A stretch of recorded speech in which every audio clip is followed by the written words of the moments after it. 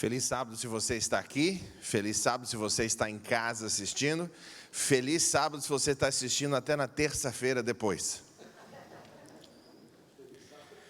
Feliz sábado do mesmo jeito. Que bom podemos nos reunir e adorar a Deus e abrirmos a palavra de Deus para entendê-la. Eu gostaria que você abrisse a sua Bíblia no 17º capítulo de Lucas, Lucas 17. Eu vou ler na versão revista e atualizada.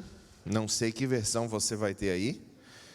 E depois eu vou ler uma outra versão, que é a mensagem. Mas vamos ler primeiro uma versão da Bíblia, a revista atualizada, a partir do versículo 11. Então, Lucas 17, versículo 11. E hoje o que nós vamos falar é que a chave para a fé, o perdão e a salvação é o agradecimento. E você precisa agradecer mais, muito mais. Lemos então a partir do versículo 11. De caminho para Jerusalém, passava Jesus pelo meio de Samaria e da Galileia.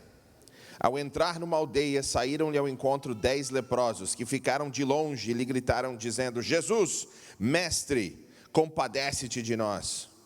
Ao vê-los, disse-lhes Jesus: Ide e mostrai-vos aos sacerdotes. Aconteceu que, indo eles, foram purificados. Um dos 10, vendo que fora curado, voltou e, dando glória a Deus em voz alta, e prostrou-se com o rosto em terra aos pés de Jesus, agradecendo-lhe. E este era um samaritano. Então Jesus lhe perguntou: Não eram 10 os que foram curados? Onde estão os 9? Não houve, porventura, quem voltasse para dar glória a Deus, senão esse estrangeiro? E disse-lhe: Levanta-te e vai, a tua fé te salvou. Essa história tem muitas dimensões, e nós vamos explorar algumas delas hoje. A primeira é o fim dela, que diz: a tua fé te salvou. A palavra salvou em grego é sozo. Todo mundo fala sozo. Não só 6 pessoas, todo mundo, sozo. Melhor, sozo é a palavra salvação, mas é a mesma palavra para cura. A palavra cura e salvação em grego são a mesma palavra. Não existe distinção no grego entre salvação e cura. E em 2020 isso é muito real no mundo inteiro. É ou não é ou não é? É. Quantos aqui, quando sai de casa, dá um medinho de pegar o vírus?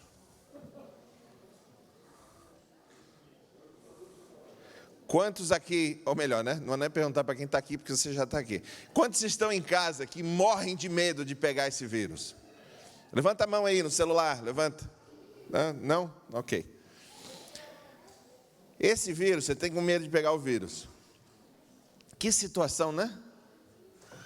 Nós estamos em 2020, e se você acha que o vírus é a pior coisa que aconteceu em 2020, é porque você não estava nas Filipinas essa semana. Nós temos 150 guerreiros de oração que trabalham o tempo inteiro fazendo orações por aqueles que entram em contato conosco nas mídias sociais.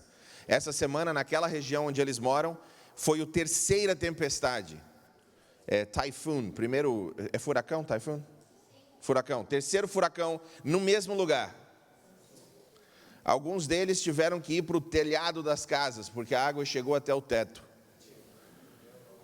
E isso é só um dos lugares da terra. Na Guatemala, mesma coisa. E se nós formos dar a lista de desastres que aconteceram em 2020, o resto do sermão ia só listar esses desastres. Se você ainda tem dúvida que Jesus Cristo está voltando, abre os olhos, irmão.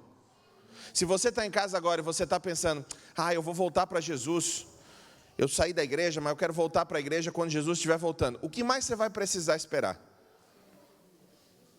Que outro desastre você quer que aconteça para você abrir os olhos e saber que Jesus está voltando e você precisa dele? Se você tem um parente que saiu da igreja e está fora, não desiste dessa pessoa, porque Deus deve estar enchendo a paciência do coração delas nesse momento.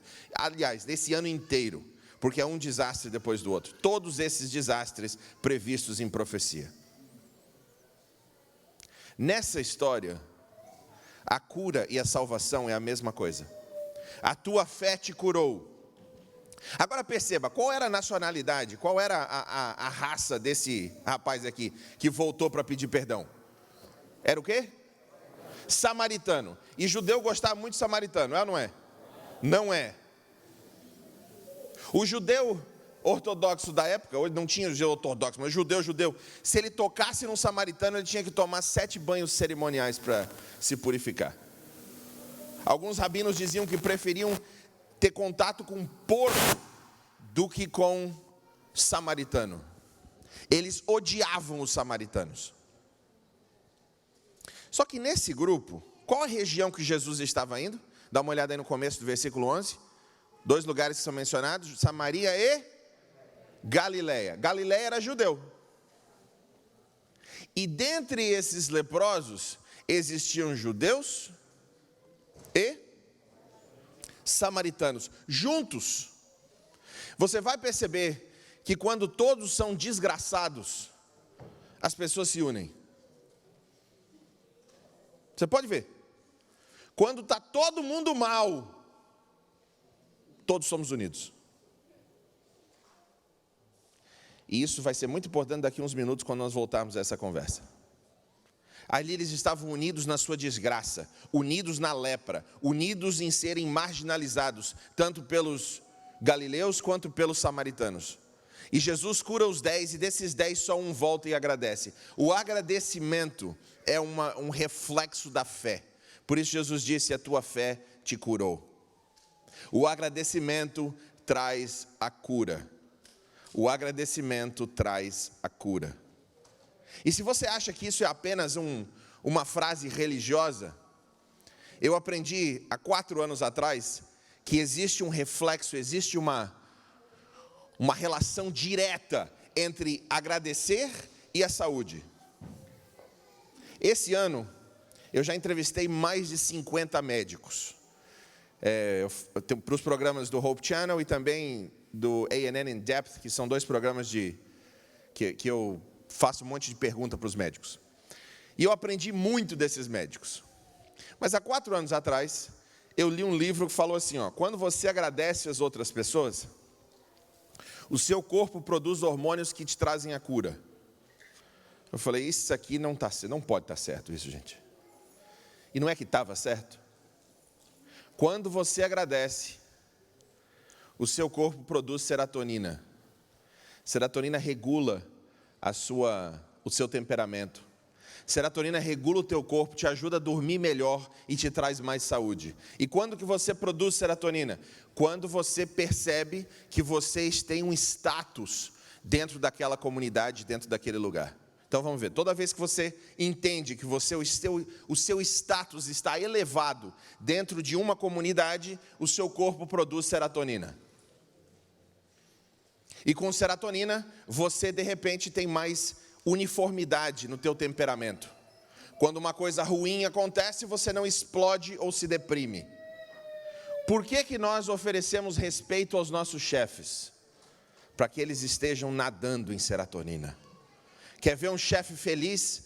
Dê muita serotonina para esse chefe. Por quê?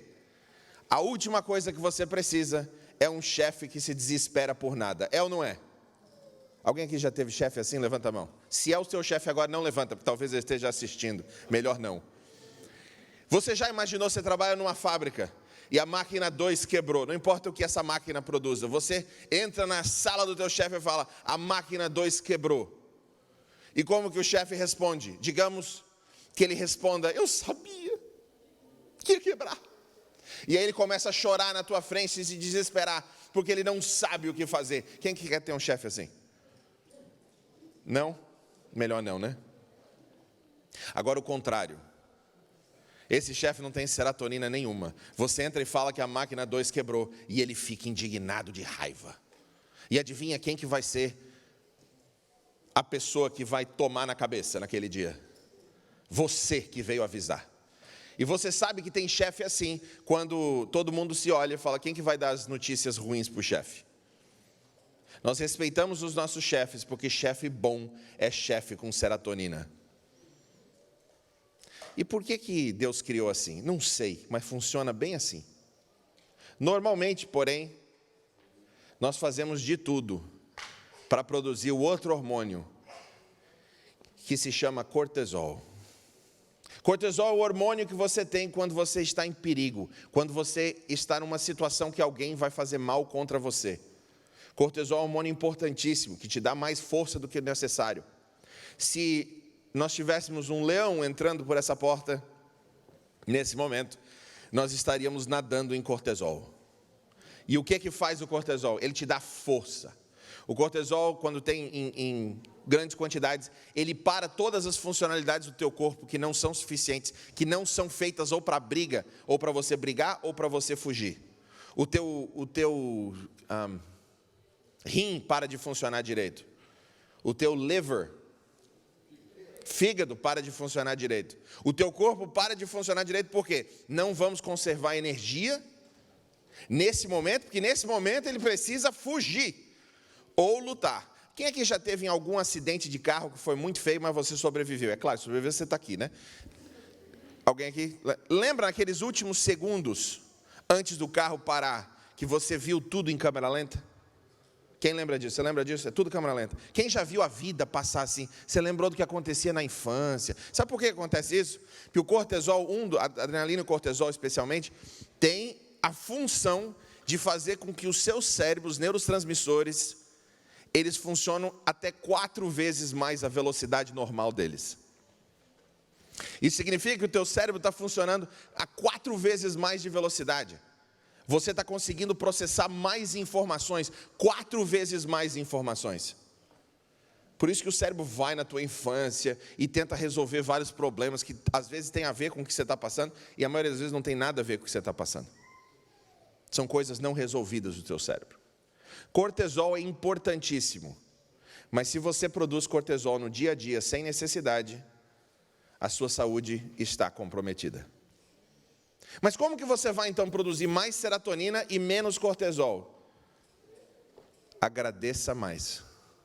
Você precisa agradecer mais. Muito mais.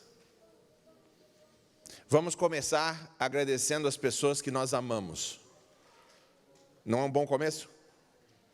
Se nós amamos essas pessoas, por que é tão difícil agradecer a elas? A pessoa que é mais difícil nós agradecermos são as pessoas que mais nos conhecem. Se você é adolescente, são seus pais. Se você é casado, é o seu cônjuge. E você já passou por isso. Ontem, talvez hoje de manhã. A pessoa que você ama chega para você, ela está vendo que você está tendo um comportamento que está te trazendo algo muito ruim na tua vida, e ela te ama e quer o teu melhor. Então ela fala para você: querido, eu acho que você tem que parar de fazer isso. Ou, querida, eu acho que você precisa fazer aquilo lá. Ou, no momento normal que isso acontece, é dirigindo. Você está dirigindo, né? Normalmente o marido que dirige, aí a esposa está aqui e ele não está vendo o carro que está vindo. Aí ele vê o carro, mas não teve resposta ainda, ele não conseguiu frear, e a mulher grita do lado: está vindo um carro! Qual que é a reação do marido? Que eu digo que tem marido que é cabeça do lar e outros que são cabeção do lar, né? Então, o que o cabeção faz? Quer dirigir? Se quiser dirigir, a gente troca. Eu vi o carro. Esse é o cabeção. Quem aqui testifica? Tem coragem de testificar? A mulherada toda levantou a mão. Olha só, tá vendo? Há 4 anos atrás eu li um livro que mostrou esse exemplo e falou assim, ó: se a pessoa que você ama, que está do teu lado, está querendo te ajudar, por que você gritou com ela? O que a gente faz com pessoas que querem nos ajudar? Você agradece. Você precisa agradecer mais. Muito mais. Eu comecei a fazer isso. Em vez de gritar e ficar com raiva, por dentro eu estava com raiva. Mas por fora eu olhei e falei: thank you, baby, that was good, thank you. Sabe o que aconteceu em menos de 2 minutos? Eu me senti muito bem. Sabe por que eu me senti bem? Existe uma razão biológica por que eu me senti bem. No momento que eu disse obrigado, o meu cérebro interpretou: tem alguém querendo ajudar esse cara. Se estão querendo ajudá-lo, é porque ele está bem na hierarquia social, portanto, vamos dar serotonina para ele. E quando você grita? Bom, quando você grita, o teu cérebro interpreta assim, ó, tem alguém querendo acabar com ele. Tem alguém atacando esse cara. O que ele precisa? O que a gente precisa quando tem alguém atacando? Cortisol. Aí o cérebro produz cortisol. E você, dirigindo depois disso, com cortisol, o que você se sente? Se sente atacado, você sente o teu corpo parou de funcionar direito. Por quê? Porque você precisa de força para lutar. Lutar contra quem? Com a pessoa que você ama que está tentando te ajudar. Para com isso. Você precisa agradecer mais. Muito mais. Quando alguém do trabalho, a gente começou com o pessoal em casa, agora vamos para o trabalho, vem para você e te critica. Porque trabalho bom, trabalho que vale a pena, vai haver críticas. Se o trabalho que você faz não vale a pena fazer, aí você pode ficar tranquilo, não vai ter crítica nenhuma. Mas se o trabalho que você faz é um trabalho significativo, que faz a diferença na vida dos outros, você vai ser criticado e você vai precisar criticar os outros. Mas espera aí, pastor, não. Está querendo dizer que eu tenho que criticar? Essa passagem bíblica, ela não começa com a história aqui. Ela começa lá atrás. Vamos voltar e ler a parte anterior desse capítulo, porque nós lemos normalmente só o capítulo da gratidão. Existe uma relação entre gratidão e fé. E agora nós vamos ver a relação anterior a isso, entre gratidão e outras coisas, como o perdão, por exemplo. Olha o que Jesus disse lá, versículo 3. Acautelai-vos, se o teu irmão pecar contra ti, repreenda-o. Vamos dar pausa até agora. Se o teu irmão pecar contra ti, repreenda-o. Você acha que é fácil ou é difícil repreender alguém?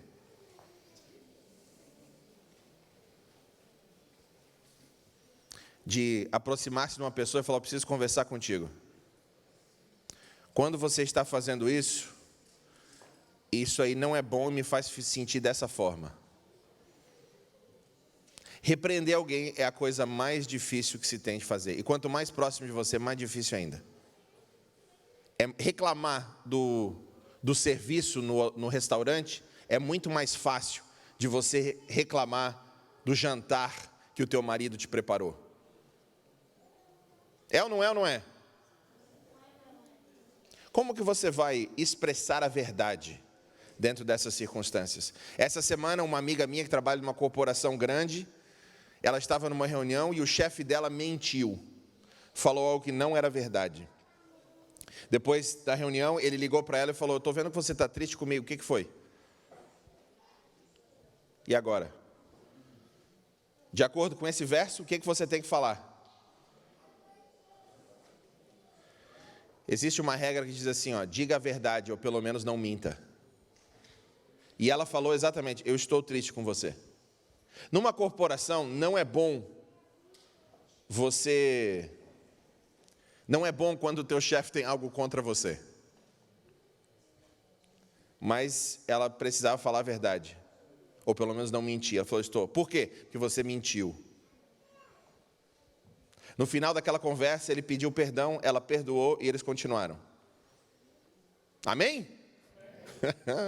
Normalmente não acontece isso. Normalmente as pessoas que são disagreeable, que no português seria desagradáveis, mas não é bem isso que quer dizer. Eu costumo dizer que são pessoas briguentas. Quem aqui é briguento, que gosta de discutir e brigar? Mais ou menos. Quem aqui, assim, quando você fala uma coisa para ele, se ele discorda, ele não consegue nem pensar primeiro. Ele vai falar imediatamente: eu discordo disso aí. Quem aqui gosta de discordar dos outros? Só uma dica: dentro do teu casamento, um de vocês é assim. Se for os dois assim, é um inferno. Mas pelo menos um normalmente é assim. É a pessoa que é colérica, é a pessoa que gosta de discutir, que gosta de ganhar. Okay? Essa pessoa é disagreeable.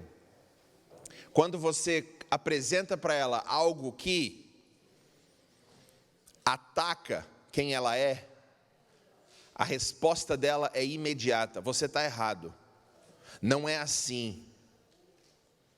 Lá em casa isso acontecia o tempo inteiro, porque eu sou muito desagradável, eu sou muito disagreeable, muito, mas não é pouco não, é muito. Eu gosto de brigar. Quando eu estou num restaurante ou num hotel, algum lugar público, e existe assim uma discussão do lado, que alguma coisa não está indo certo, eu não consigo resistir, eu fico ouvindo. Talvez dê sorte que eles vão me convidar para eu poder brigar também, aquilo ali. Isso é uma característica de personalidade e eu sou bem assim. Aí eu aprendi que quando alguém chega para você e te critica, qual que é a melhor resposta que você pode dar? Just say thank you. Simplesmente agradeça. E se você não concorda, essa pessoa está querendo te ajudar, ela pode estar desinformada sobre a realidade, mas ela está falando isso porque ela quer te ajudar. E se ela não quiser estar me ajudando, e se ela quiser estar me atacando, aí você interpreta como se ela tivesse querer estar te ajudando. Do mesmo jeito, você olha e fala: muito obrigado, você não precisava me falar isso, mas se eu resolver isso, a minha vida vai ser melhor, vou pensar sobre isso. Muito obrigado. Você precisa agradecer mais, muito mais. Estava numa situação que uma pessoa havia falado coisas sobre mim que eu achava que não eram verdade. Aconteceu com você já isso? O nome técnico disso é o quê? Fofoca. Nesse momento, o que você precisa fazer? Você precisa conversar com a pessoa. Ah, mas é difícil conversar com a pessoa. É impossível você conversar com a pessoa. Você precisa conversar com a pessoa. Por quê? Porque a Bíblia diz: se o teu irmão pecar contra ti, o que você tem que fazer? Repreenda-o. Você não precisa humilhá-lo, mas converse com ele. E quando conversando com a pessoa fica: ó, eu ouvi falar que você disse isso contra mim. Parecia que o sangue saía assim do rosto da pessoa. A seguinte proposta: se você percebeu isso e você acha que eu preciso mudar quanto a isso, eu quero te agradecer. Muito obrigado por ter mencionado. Da próxima vez você pode vir direto para mim, é melhor do que falar para os outros. Mas eu quero te agradecer por ter levantado isso. Eu tenho que pensar sobre isso. Talvez o que você está falando vai melhorar a minha vida. A pessoa sai do escritório como depois disso?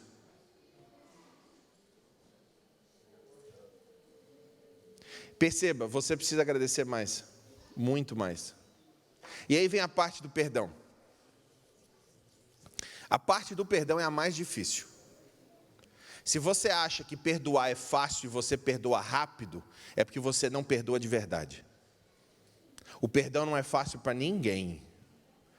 Porque quando as pessoas fazem mal contra nós, dói, e dói muito.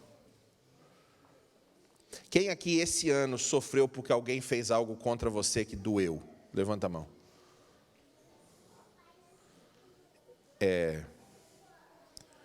Nos últimos 3 anos, levanta a mão. Quem não está levantando a mão, ou eu preciso falar inglês, ou não está respirando mais. Pode dar uma cutucada. Você conseguiu passar 3 anos sem precisar perdoar ninguém? Entendi.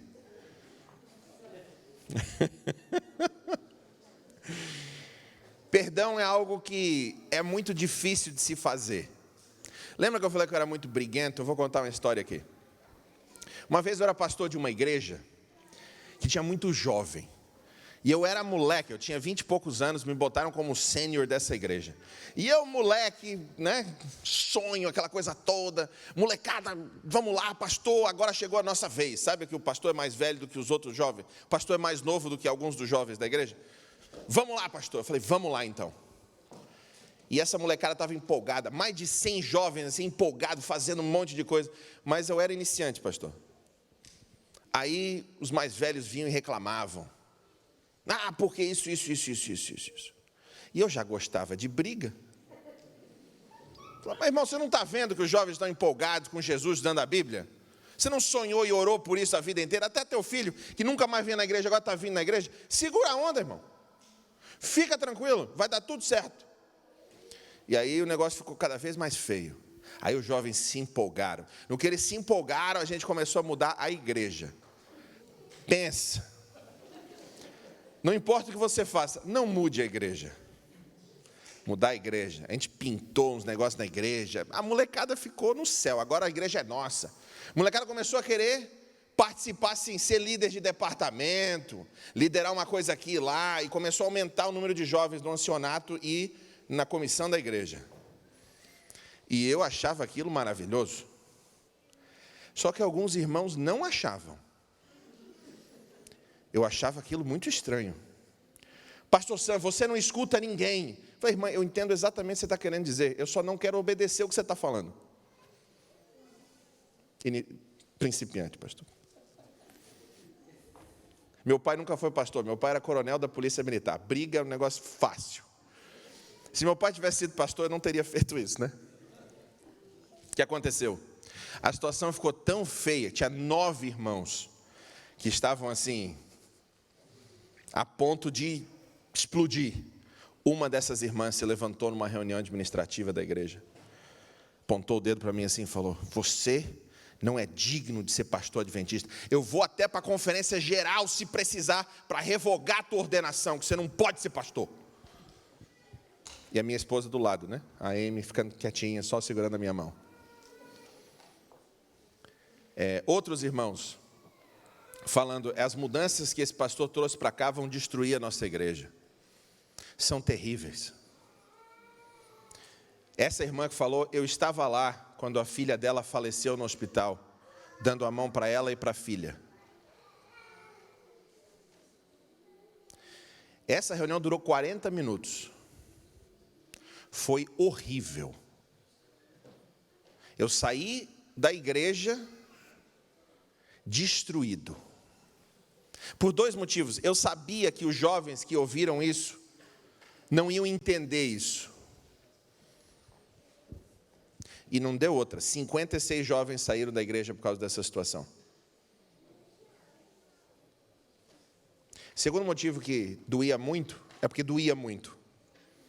Você dá vida pela igreja. E de repente, você percebe que as ovelhas têm dente. Nós saímos da igreja, estacionamos numa posto de gasolina, parei o carro. Eu chorei como se tivesse perdido alguém durante 30 minutos, porque doeu muito. Naquela semana eu fiquei lembrando de tudo isso e permiti que doesse. Porque o perdão, você precisa sofrer as consequências do que os outros fizeram para você. O perdão é isso, aliás. É você sofrer a dor e se recusar a querer que eles paguem pelos que eles fizeram. Olhei na escala de pregação, adivinha quem estava pregando na semana seguinte? Eu. Como que você prega para uma igreja que acabou de fazer isso? Eu te digo como. Perdoando. Queridos, nós não podemos ser só estudantes do perdão. Nós precisamos ser ninjas do perdão. Samurais do perdão. Por quê? Porque nós fomos perdoados. Naquela semana eu percebi algo que mudou a minha vida. Eu percebi que eu tinha feito contra Deus muitas coisas que eram muito piores do que eles fizeram comigo. Eu percebi que eu, perante Jesus, era incomparável. Que a diferença, que o gap, que a distância entre quem eu era e quem Jesus era muito mais longa do que a distância entre eles e eu. E quando eu percebi e agradeci pelo perdão que Deus livremente concedeu a mim, como que eu posso me levantar dos meus joelhos, olhar para esses irmãos e não perdoá-los? Daí a segunda parte desse versículo, que diz assim, ó, e se eles se arrependerem, e se por 7 vezes no dia pecar contra ti, 7 vezes vier ter contigo, dizendo, eu arrependido, perdoa-lhes. A resposta dos discípulos do versículo 5, olha lá o que diz a tua Bíblia. Então disseram os apóstolos ao Senhor: aumenta-nos a fé. Jesus falou do perdão.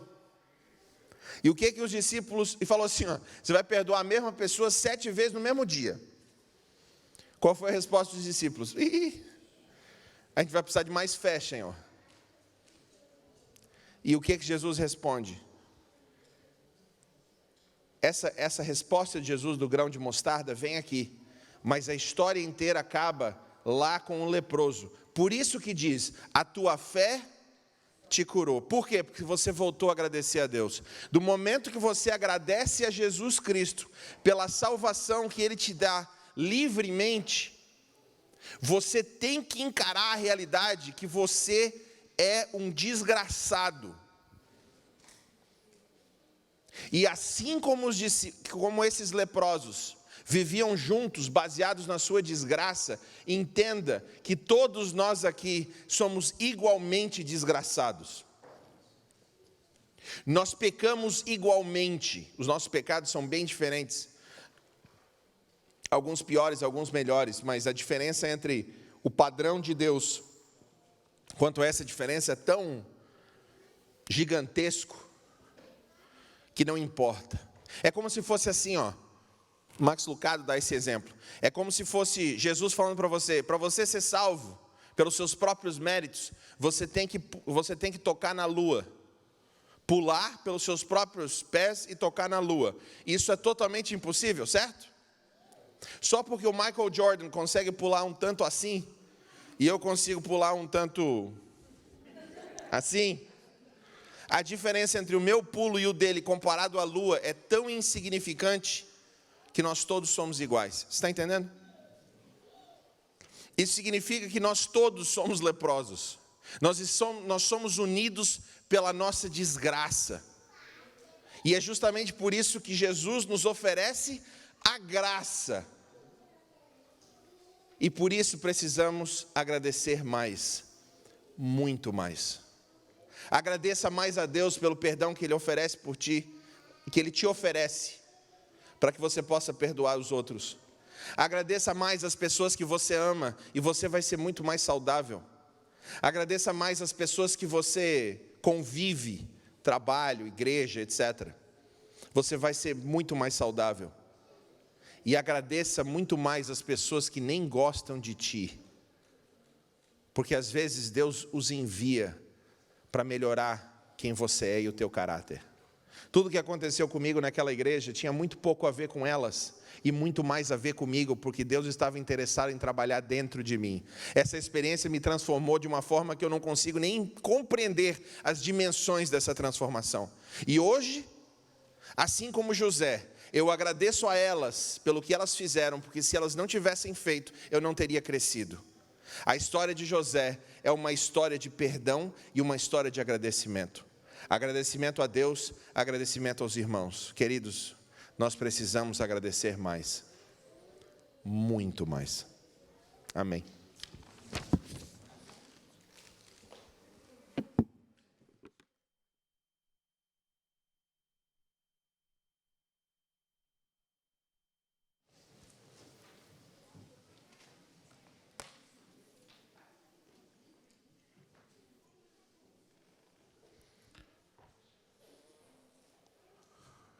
Pai querido,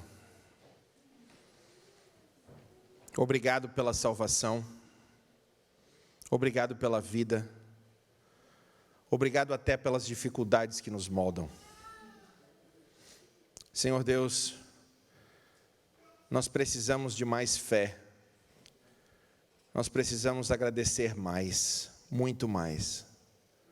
Nos lembre, Senhor, de agradecer a Ti, de agradecer as pessoas que nós amamos, até mesmo quando nos criticam, e principalmente quando nos criticam. Senhor, quando formos repreendidos por Ti ou pelas pessoas que estão à nossa volta, nos dê humildade para agradecer e mudar. Pai querido, nós vivemos com as nossas famílias, nos dê um amor tão grande pelas nossas famílias, para que a gente possa perdoar mais facilmente e agradecer mais facilmente ainda. Fica conosco, os que estão aqui, os que estão em casa. Em nome de Jesus Cristo te pedimos. Amém.